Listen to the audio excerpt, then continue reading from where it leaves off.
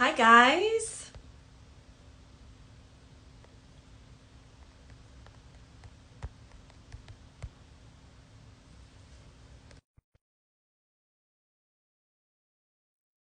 Hi guys. I'm so excited.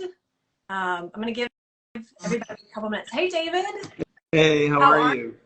you? I know you had a busy travel day today, so I appreciate you jumping on. No, of course. I am semi settled in, and hopefully the reception is okay. I only have two bars, so I'm a little nervous, but I think it should be okay. It's totally fine, and if something happens, not a big deal. You know, this is live. It's one of the reasons I love it. It's real, raw. Uh-huh. I love the backdrop, by the way. I knew you would pick a good Oh, backdrop. you know what?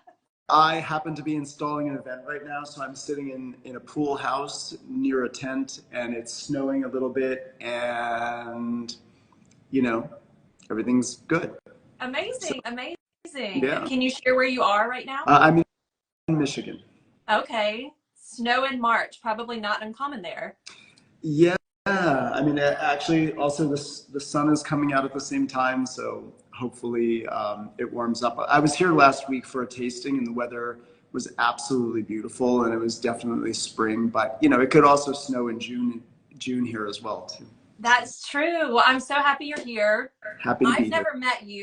Lynn Easton, I did a live with her a few weeks ago, and she was building you up, David, and I've been following you for a long time. So I said, I have to have him on. uh, well, A, she's sweet. B, you're sweet, Thank, and it's my pleasure to be here. So thanks for inviting me. thank you. Thank you. Let's get started. I want to know more about you. So I want to do this interview like I've never met you because I haven't. Hmm. Tell me how you got started. I know you were a painter, as was Hmm. I. Hmm. I want to know how you got started in events. Oof. Okay. I'm gonna make it a shorter story than it actually really is. But I got in, like everybody, I got involved by accident. I went to art school. I studied to be a painter. When I was in art school, I had no idea that this was even a thing you could be. I had no idea that it was, a job. Um, and I had every intention to be a painter, and I went to the Rhode Island School of Design, and I got my BFA, and then I moved to New York City, and I got my MFA from the School of Visual Arts. And, about the second that I graduated from school, I realized I didn't want to be alone in a studio making paintings. Same. And I would have like a telephone in one hand, a paintbrush in another hand, and I would call anybody that would talk to me so that I didn't have to be alone painting. Um, at the same time, I also had a partner at the time who was interested in flowers, and started a business working with flowers, and I supported him in that business. And like one little tiny event led to another little tiny event, and we were both painters actually. We were both like doing it as a way to support our painting. And then a couple of years into it, we said, okay, well, let's not kid ourselves. We're actually really doing this. Let's do it. Yeah. And so from there, we started actually really doing it. But it was like super different then. Sure. When I started, it was really very much and mostly about flowers. Like the whole idea that you would make an event out of something other than flowers was like it wasn't even a thought, Sure. right? And so, we were very much at the forefront of developing other ways of doing things and making things out of materials that were not flowers, and creating a lot of different kinds of things that are now commonly referred to as corporate activations. Okay. We're sort of at the forefront of doing that work, and developed the pop-up store with Target. And now it's like the vernacular, and like everybody has a pop-up store and all the time. So, fast forward almost 30 years, 28 years, 29 years, I would have never thought that this is what I would be doing as a career. And I never thought that, it could be a replacement for making art. But, here's the truth. It is art making. And I'm not using paint per se and brushes per se, and I'm not painting on a canvas per se. But, you know, in many respects, like, we're making things that are much bigger than paintings. And, you know, I approach it like a fine artist, but I really understand that there's a big difference between, you know, the intention of how I'm creating now. And I really boil it down to something super easy, that the fine artist is creating a problem for themselves to answer with their work, and the designer is answering or solving a problem that somebody else set for them. And I know that at this point in my life, 30 years later, I am a better designer than I am a fine artist. I am better at answering somebody else's problem than creating a problem for myself to answer. So I can make a problem for myself to answer, and I do that too, but I know I'm better answering somebody else's problem. That is, you know? So well put. And I could listen to you talk all day. I feel like I'm in a class learning. I think you're a genius, and I think you probably still could be an amazing fine artist as well. I think the best artists are the most humble usually, and don't even realize what they're doing. So you're sweet. But, you know, here's the thing. I actually don't see, like, you know, when I went to school, being a fine artist was like the thing you aspire to. That was better right. than being a graphic designer or an illustrator or something that had like a more commercial path forward. Now in my life, I really see no difference. I mean, what I learned in school was to be a creative problem solver. And whether I'm solving that problem with paint and canvas, or whether I'm solving that problem with typography, or whether I'm solving that problem with some kind of crazy installation, at the end of the day, the goal is to solve the problem. It's not to be the best painter or to be the best graphic designer, for me. Sure. That doesn't mean that I don't partner with like the best graphic designers all the time. And you want people who are, you know, incredibly good at their craft and incredibly innovative at what they do. But ultimately for me, I just realized that the process of being a painter and going from gallery to gallery and trying to get them to show my work, like, it just wasn't a process that I was interested in. What I really love to do is collaborate with other people.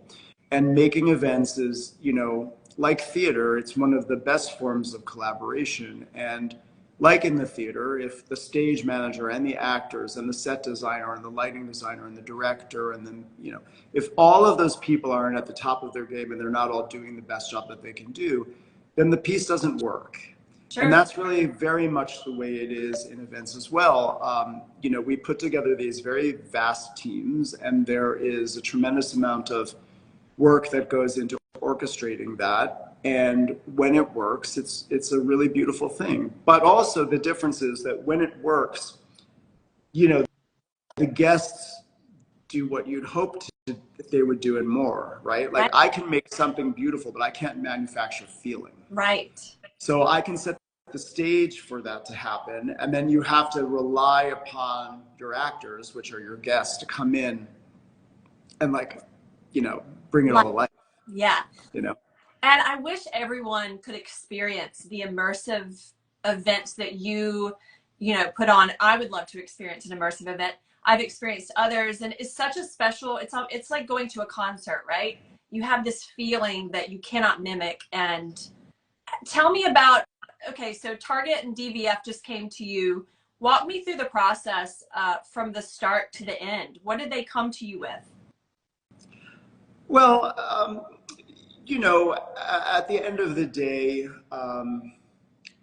the job that I have when I work with our corporate clients and partners is to bring their brand to life. Sure. And these designer collaborations are tricky because it's bringing two brands to life, and it's bringing what happens when they come together. And so part of my job is to, you know, feel the ethos of both brands and come up with an inventive way that creates an experience that tells you much more about the collaboration and the product and the intentions than perhaps a particular object or campaign can tell you.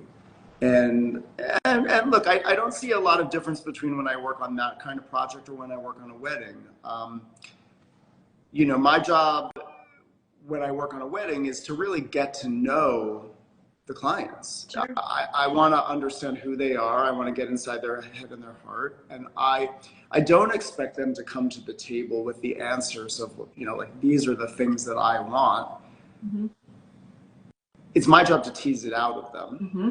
And it's my job to take it to a place where it's personal and it's authentic to who they are. And that's exactly what my goal and job is in, you know, a target DVF world. Like, it needs to be authentic, and it needs to be particular to who they are, which is really different than, you know, who Uber is, or who is really different than, you know, a wedding client is, and really different than, you know, the Whitney Museum is. And Sure. I've struggled a little bit over my career with the idea that people feel like they need to see a style. They need to understand, like, you know, this is what David Stark Design does. And I felt really differently about it. I feel like it's not about my personal taste, and it's not about my personal style. My job is a bit more like a set designer. And if I'm designing, let's say I'm a Broadway set designer and I'm working on 3 shows at the same time. I'm working on a show on 42nd Street, I'm working on a show on 53rd Street, and I'm working on a show on 49th Street. Well, they are all night and day different from each other, as they should be, because they're different shows. Mm-hmm. They're different, you know, stories. They're different casts. They're different time periods. They're entirely different experiences, and they have to be night and day different. It's not about me. Like, I'm supposed to disappear and really become about who they are. And so I take that job really seriously. Sometimes I suppose that creates confusion for people because they might not understand, you know, what our aesthetic is. I think that we have enough, you know, sort of signature ideas that, you know, that people sort of understand where we come from. I mean, some of those things are like the oversized object, or making things out of things that you probably shouldn't be making things out of. But you know, at the end of the day, I'm really trying to disappear inside who the client is, and, you know, be able to have an authentic expression of who they are as hosts, or as who they are as, you know, storytellers, or whatever the goal is, you know. This is what I love about you, and I think you do have a distinct style in that it's so unique in every event. And I think I can always say on my Instagram feed, oh, that's David Stark. I didn't even have to read it, you know? So yeah, but how do you know that? Like, what are the things that you see? Color. That, okay. An out of place thing, such as a striped aisle, you know, the yellow and white striped aisle in the middle of, was it Tuscany or Italy? Mm-hmm. Yeah. Nobody else does that. I mean, but why, like, why? Why did I know it was you? Well, or why? I guess I'm like always in my own. Sure. So I'm just trying to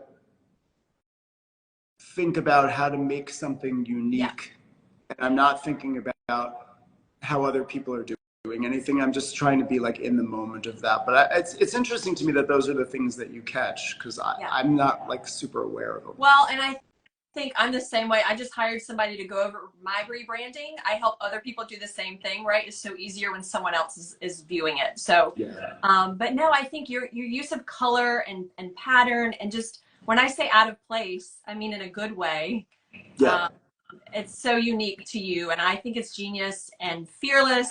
And I think we need more of that in weddings, and, you know, as a creative photographer now, I love to see that, right? We love unique, we love different, I love it. And so it makes me think differently about things. It inspires me. And I in turn try to inspire my mentees through Inspired with Julie. Yeah. And so I think it's just an inspiration cycle, that it's all a positive thing. So well, I appreciate the work. Yeah. And I know you have a huge team behind you that helps you, just like I have a little teeny team, but I think it's just great to see you're very friendly and kind and positive and just doing great things in the event industry. So I appreciate it. Well, you're sweet. You know, I guess I've always felt like, well, let me backtrack for a second. You know, the thing about this industry that you know as well as I do, it's very stressful. Yes, right? it can Yes. And so, you know, you always have a choice to lose it or to not lose it. And so it's always been my goal to be as calm and as well, as calm and collected as one can be, because ultimately losing your cool doesn't actually make it better. Right. It doesn't set a great example for the team, and it ultimately doesn't solve the problem. Right. So, but I'm always very aware that it is a choice, and you know, look, we've done a lot of work over the years, of course, making the event really wonderful, distinctive, amazing. Like, that goes without question that that isn't the goal. But I think the other piece of the goal that's really important is the development of relationships, the growth of people on the team, you know, growing the career paths of those that are part of the organization, and you know, finding ways to grow and to reach new heights as a group. And it really goes back to what I was saying earlier, you know, about not liking to be alone in a studio by myself. You know, I take very seriously the responsibility that I have to the team and that I have to steering the ship. And sometimes it's not easy, but you know, I at this stage of my career, I understand that it's so much about process. And yes, the end result is you know, it's the end result. But I say it to my clients all the time that, you know, we're going to work together for 4 months or a year, and your party, your event, it's going to be 6 hours. And so, like, really, that 4 months or 6 months or a year, like, that's really where the energy wants to be. And that will ultimately deliver you that amazing 6 hours or 3 hours or sometimes 2 hours. But, like, at the end of the day, we really want to embrace that that journey is a big part of what we're all signing up for and what a relationship is all about, because that's where we're really spending most of our time. Right. So, you know, there's a lot of work that has to go into that, and it's important. And it's what I love too about weddings and why I've been doing it for 17 years, the relationships with my old couples, my new couples, my old vendor friends, my new vendor friends. You know, this year I really am trying to make an effort, Lynn could probably tell you, to reach out to people that inspire me, right? And Yeah.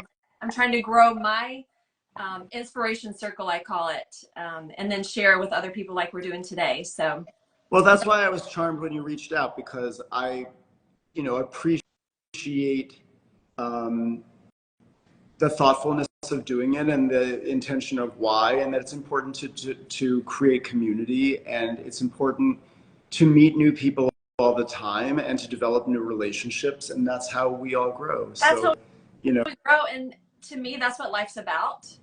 I yeah. think the work is one thing, the weddings and events are one thing, but what really sticks around are these relationships we have with each other. And we have a short life, and why not make the most of it, I always say, and surround ourselves with like-minded, you know, fun, calm, collected, but also really inspirational artists, Yeah. and other people. So, anyway. Well, I agree. I mean, I want to stand back. I always say this to my clients as well, but you know how moving day is, like, you know, it's the crappiest day. Like, you're Yes. running around, you're climbing stairs, you're schlepping boxes, you're hot and sweaty.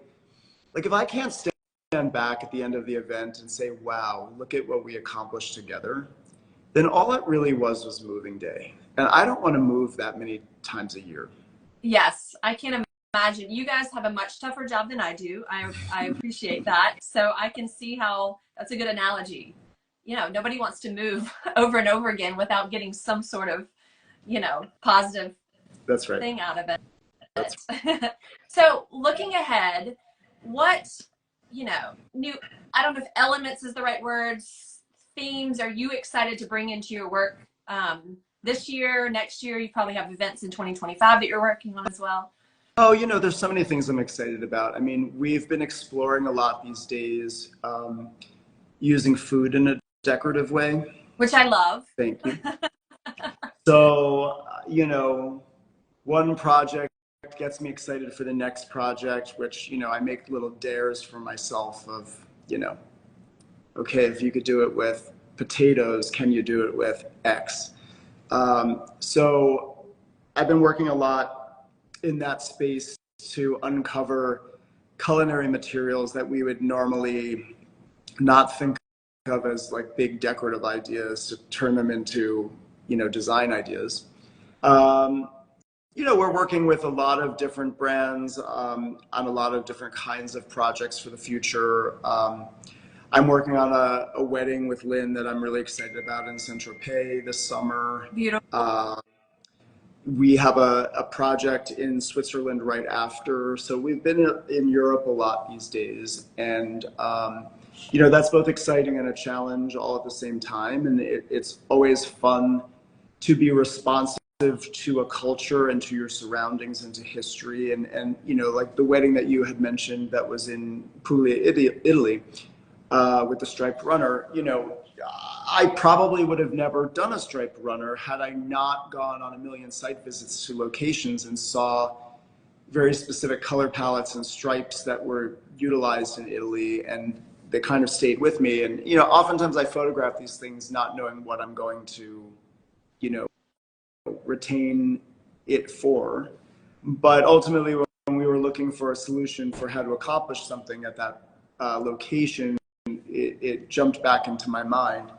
I think it entirely came out of the process of being in Italy and sort of absorbing what was around me. So I love these traveling projects because they lead to all kinds of new and fresh ideas for how to do something.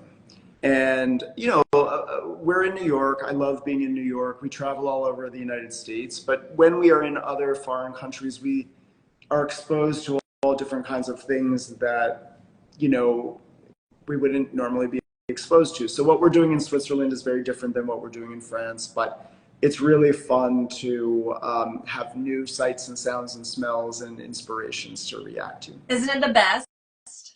I love it. Travel is how I find my inspiration, and I think a lot of people do. But that's interesting. So you go around with the intention of finding inspiration, whereas some people might. Yes and no. Okay. Yes and no. I mean, I really went around with the intention of finding the right location for the event. In the process, I'm finding inspiration. Okay. I do travel a lot for my own personal pleasure. And when I do that, it's one part relaxation and one part, filling the fuel tank with inspiration. But I guess I find that a lot of times the inspiration comes when you least expect it. There was a location we saw in Italy that we didn't use, but there was a cushion on a chair in a patio that I was kind of wowed by the color palette, and I sort of based the whole thing on that. You'd think there would be a bigger idea out there, but really it was a cushion in a backyard of a venue that we ended up not going with. So that's great. So, you never know where you're going to find it. And sometimes that could be like a big, giant, historic inspiration. Sometimes it could be a cushion on a chair in a patio. Yeah. So I think that if I went to try to find that, I would never find it. So I found it happens. Great. I think it's great. I have a question. So let's say you have the cushion. Do you then go back to your team and say, how can we layer on this, or how does that work? I want to know how your process works a bit more. There's no straight line. I mean, what I typically do with our team is we talk about goals.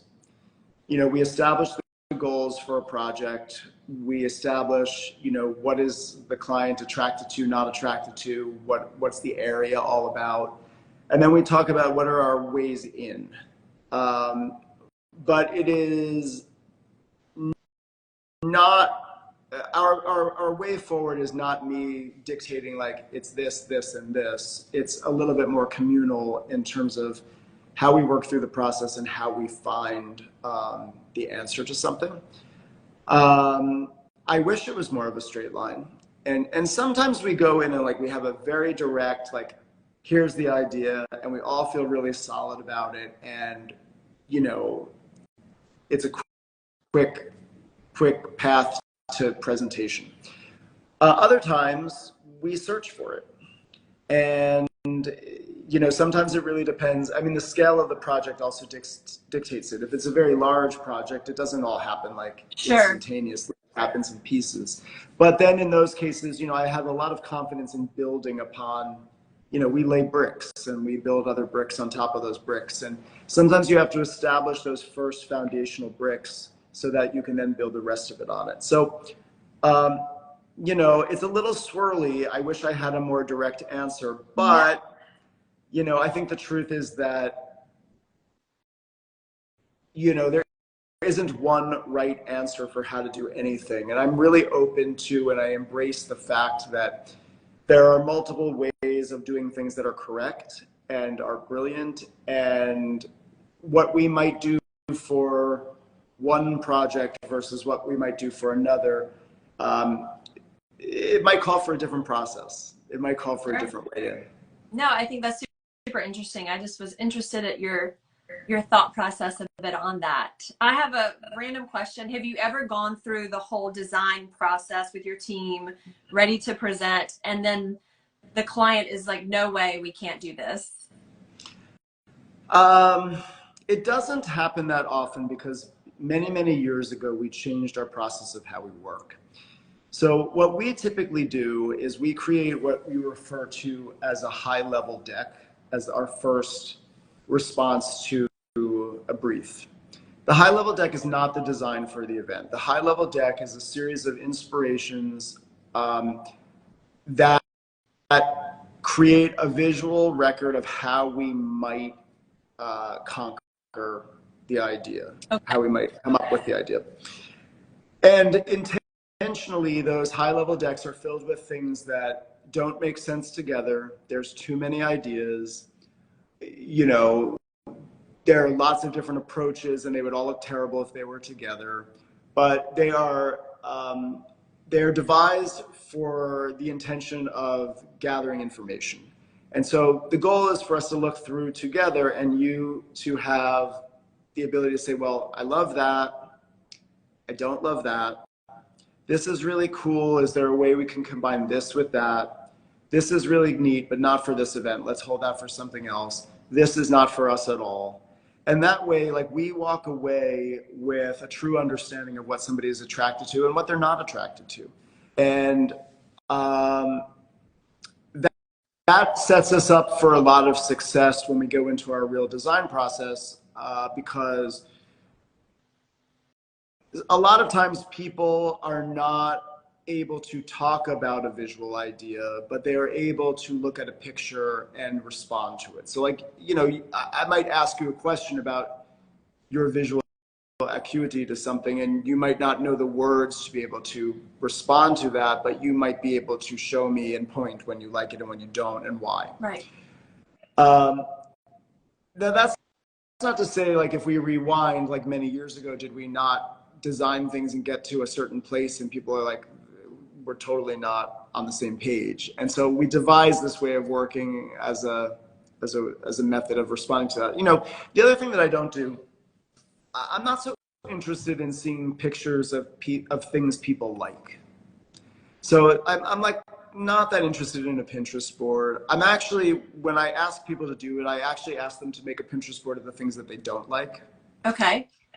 But I'm really not so interested in seeing images of other people's events, right, because I don't want to create a watered down version of somebody else's event. Sure, I can see that. So I am interested in seeing things in the world that they're attracted to. Like, I'm interested in travel, and I'm interested in art, and I'm interested in film and theater, and, you know, I'm interested in all kinds of things. I'm just not so interested in seeing somebody else's party. Right. So, I can understand. I see that in your work. I mean, you can tell you have not tried to make it anything like anybody else's party. So, well, and that's not to say that I don't respect and admire a lot of people's parties. Sure. I just feel like my project is to make something new and have it be an expression of who I'm making it for, right? Of course. So I feel like if we were shopping other people's events, you know, you have no choice but just to water down what other people do. So, but back in the day, I mean, people would show us pictures and I'd see a whole scene and I think, okay, well, I got that.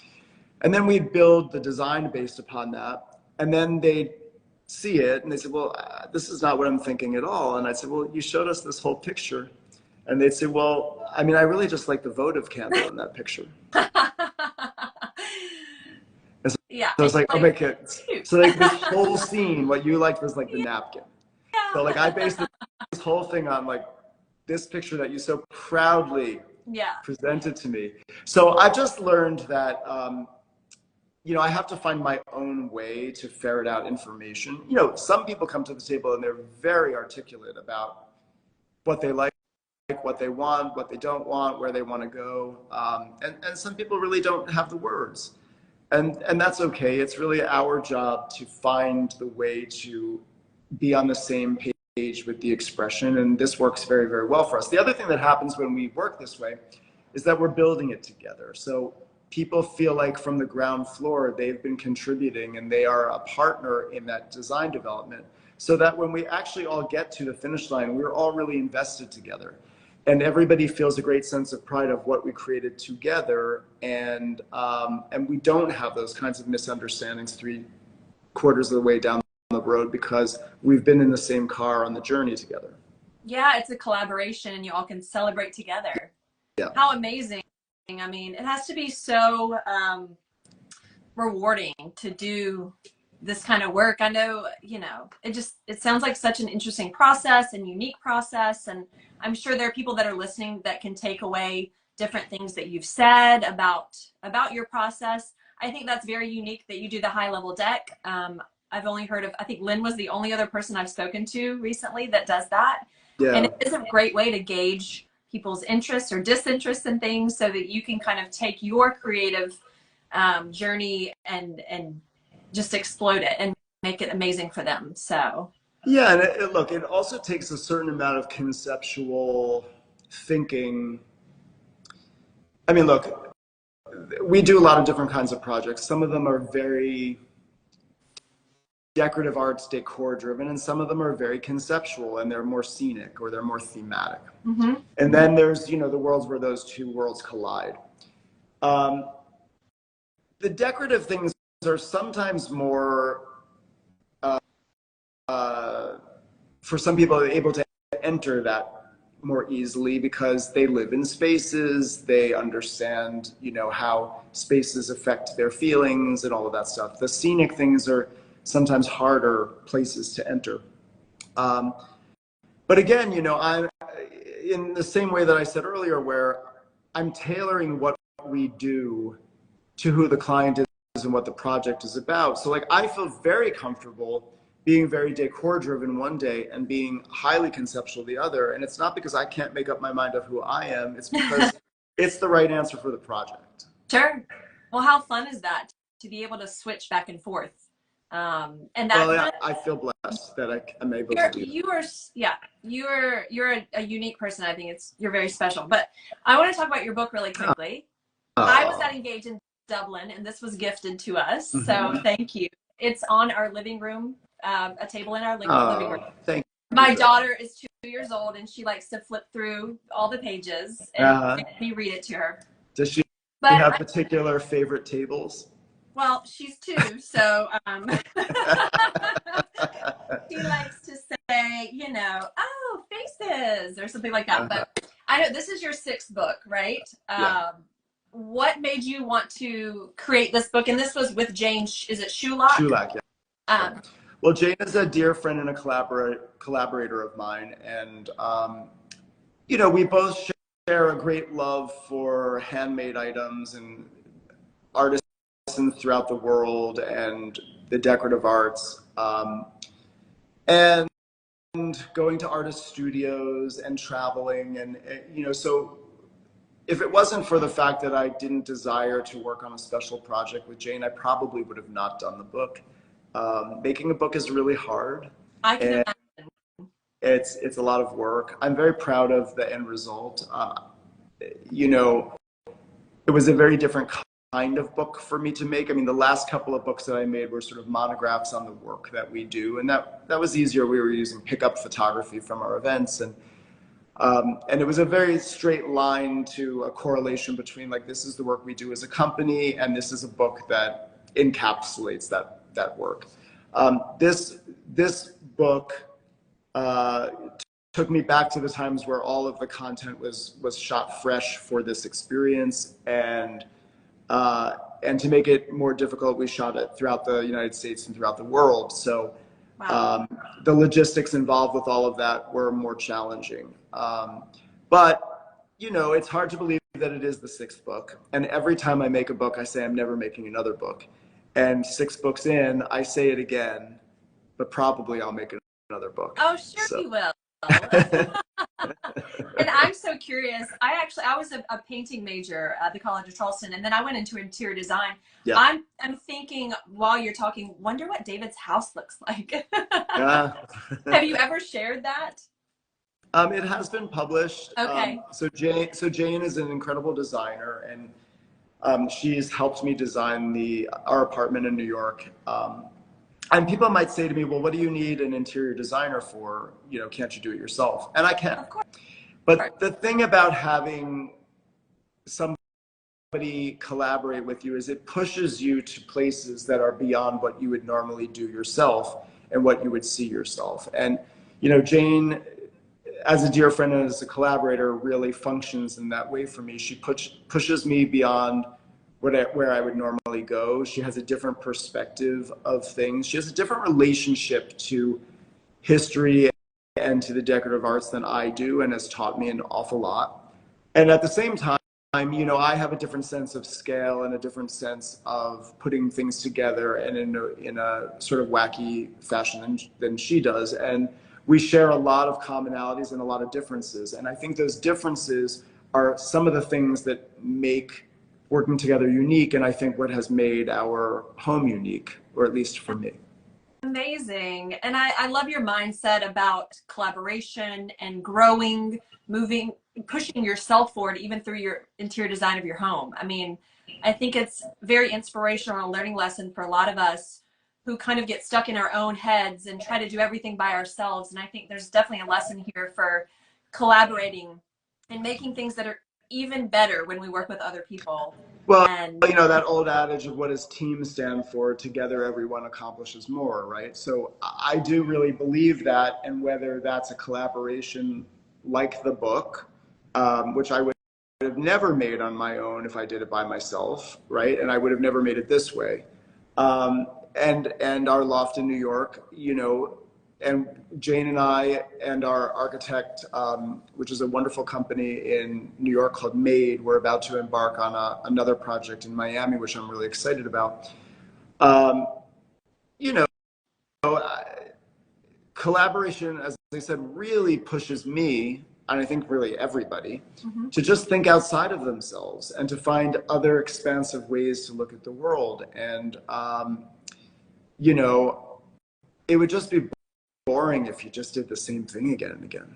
Absolutely. Absolutely. And I want to tell you, you've inspired me to rebrand. Honestly, your work recently has inspired me to rebrand. I've been kind of stuck in doing what I do, you know, the same 12 weddings every year, wonderful couples, wonderful vendors, but I'm ready to do some unique and different things. And I just want to thank you for inspiring me. Yeah.